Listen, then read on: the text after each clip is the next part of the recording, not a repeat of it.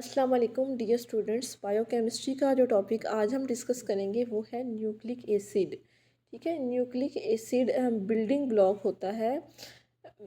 DNA और RNA जो होते हैं ये न्यूक्लिक एसिड में आते हैं। अगर हम न्यूक्लिक एसिड की बात करें तो न्यूक्लियोटाइड जो है वो न्यूक्लिक एसिड का बिल्डिंग ब्लॉक होता है। न्यूक्लियोटाइड जो न्यूक्लिक एसिड के अंदर होता है वो न्यूक्लिक एसिड का बिल्डिंग ब्लॉक होता है। और न्यूक्लिक एसिड के अंदर तमाम हेरिडिटी मटेरियल होता है, विरासती मादा होता है कि हमारी ट्रेड्स को, हमारी खसूसियात को हमारी अगली नस्ल में मुंतकिल करवाने में हेल्प करता है।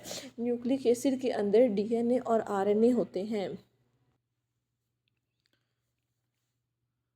Nucleic acids are large biological molecules. ये लार्ज बायोलॉजिकल मॉलिक्यूल है, essential for all known forms of life. के तमाम ज़िंदगी की जो अशकाल हैं उनके लिए ये ज़रूरी है।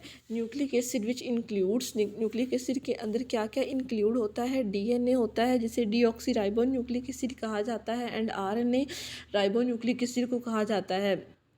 Are made from monomers known as nucleotides. DNA और आरएनए जो मोनोमर्स से बनते हैं जिसे क्या कहा जाता है? न्यूक्लियोटाइड्स कहा जाता है। न्यूक्लिक एसिड की अब टाइप्स हम देखते हैं। डीएनए जो होता है वो डीऑक्सी राइबो न्यूक्लिक एसिड होता है, और आरएनए जो होता है वो राइबो न्यूक्लिक एसिड होता है। Nucleotides are the building blocks of all nucleic acids. जितने भी न्यूक्लिक एसिड्स हैं न्यूक्लियोटाइड उनका बिल्डिंग ब्लॉक है। Each nucleotide has 3 components. हर न्यूक्लियोटाइड के अंदर 3 कंपोनेंट्स होते हैं, 3 मेन चीज़ें होती हैं। 5 कार्बन शुगर होती है, फॉस्फेट ग्रुप होता है या फिर और नाइट्रोजनियस बेस होता है। न्यूक्लियोटाइड के अंदर 3 मेन चीज़ें होती हैं, 5 कार्बन शुगर, फॉस्फेट ग्रुप और नाइट्रोजनियस बेस। जब नाइट्रोजनियस बेस और 5 कार्बन शुगर मिलती हैं तो न्यूक्लियोसाइड बनता है। जब नाइट्रोजनियस बेस और 5 कार्बन मिलते हैं तो क्या बनता है?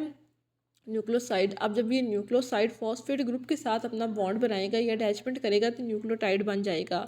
अब हम देखते हैं कंपोनेंट्स ऑफ न्यूक्लिक एसिड्स और न्यूक्लियोटाइड्स। इसमें कौन कौन से अज़ा आते हैं? नाइट्रोजनियस बेस है, पिरिमिडाइन और purine, 5 carbon sugar, pentose sugar, ribose, deoxy ribose, phosphate group. ठीक है, ये जो 3 चीज़ें हैं ये इसके अज़ा में आती हैं। जैसे कि हमने पहले पढ़ा न्यूक्लिक एसिड्स की 3 मेन टाइप्स हैं। नाइट्रोजनियस बेस है, 5 कार्बन शुगर है और फॉस्फेट ग्रुप है। प्यूरिन्स प्यूरिन्स और पेरिमिडाइंस नाइट्रोजनियस बेस में आती हैं। 5 कार्बन शुगर पेंटोज उस सूरत में होगी, राइबोज उस सूरत में होगी जब आरएनए होगा, और डीऑक्सीराइबोज उस सूरत में होगी जब डीएनए होगा। ये न्यूक्लिक एसिड का इंट्रोडक्शन था जो मैंने आज आपको करवाया। आई होप आप लोगों को समझ आई होगी। Thanks for watching.